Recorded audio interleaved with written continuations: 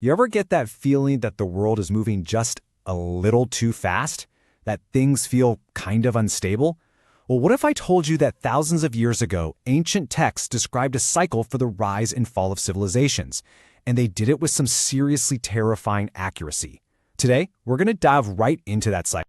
We're all taught that time is a straight line, right? It just moves forward. But what if that's just fundamentally wrong? What if history isn't a line at all, but a repeating pattern, like a huge season for civilization that, blooms, decays, and then is reborn all over again? Just think about our world right now.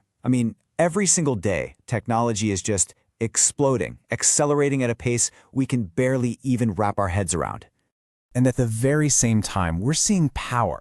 We're talking economic power, political power, even information. It's all getting concentrated into the hands of a very, very small few. And what happens then? Well, trust.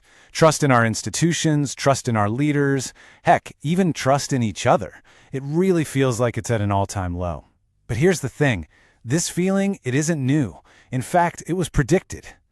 So this is where our modern anxiety connects with a warning from the ancient world.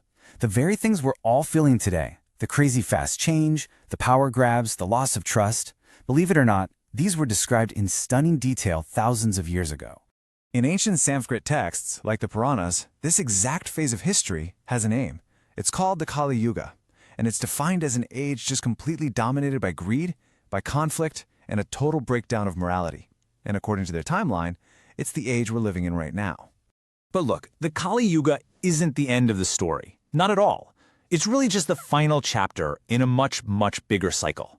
So to really get where we are, we have to look at the whole pattern, this grand cycle of time. So the full cycle is made up of 4 great ages, or yugas. It starts at an absolute peak, a golden age they called the Satya Yuga. Then it slowly descends through 3 more stages, finally ending up in the darkness of the Kali Yuga, right before the entire pattern just starts all over again.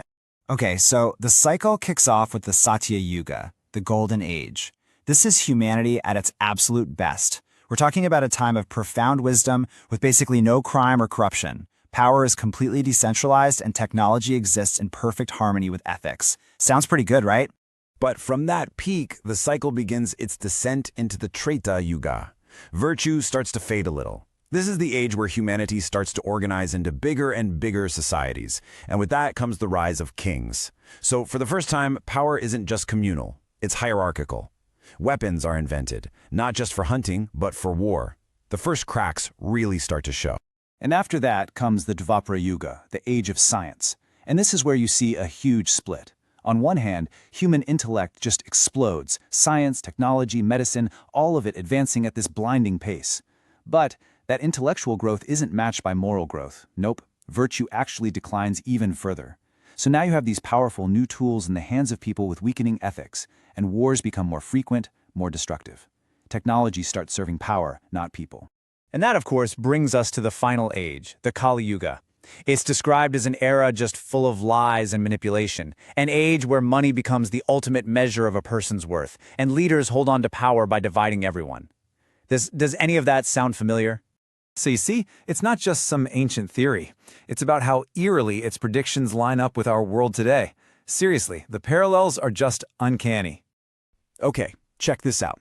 The texts predicted that the wealthy would eventually control governments. We see that plain as day in lobbying. They said truth would be relabeled as misinformation. Hello, fake news debates anyone. And they warned that technology would outpace our wisdom. Just look at the ethical minefield we're in with AI and social media algorithms. This wasn't written last week, people. It was written millennia ago. The cycle also claims something else, that civilizations don't just fade away. They collapse, and they do it suddenly. And you know what? History seems to back this up. Think about advanced societies like the Roman Empire, the Maya, the Indus Valley civilization. They seem to vanish almost overnight. So, why? Well, the texts give a very specific reason. The tipping point for collapse is that exact moment when a civilization's technological power grows faster than its moral and ethical wisdom to handle it. That imbalance, they say, makes a fall totally inevitable. So if we're at the end of the line, is it all just doom and gloom? Well, this is where the story takes a really surprising turn. It turns out the cycle isn't just about collapse. It's the ultimate question, isn't it? If these patterns are real, are we literally witnessing the end of everything? But here's the part most people miss. The ancient texts never say humanity goes extinct. They don't predict some final apocalypse. The crucial point, the whole takeaway, is that the cycle doesn't end with destruction. It ends with a reset. So how does this reset actually work? Well, the texts describe a period where all the big centralized systems fail.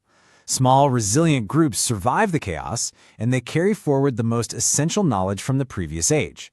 And from those little seeds of preserved wisdom, a new golden age, a brand new Satya Yuga, begins. It's a process of purification, of rebirth. Okay, let's bring this all home. What does this ancient blueprint actually mean for our lives, right here, in this exact moment in history?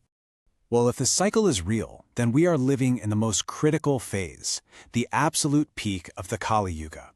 It's a moment of unprecedented technological power, for sure, but that also makes it a moment of unprecedented danger, where the choices we make today could literally shape the dawn of the next age. You know, this quote just sums it up perfectly.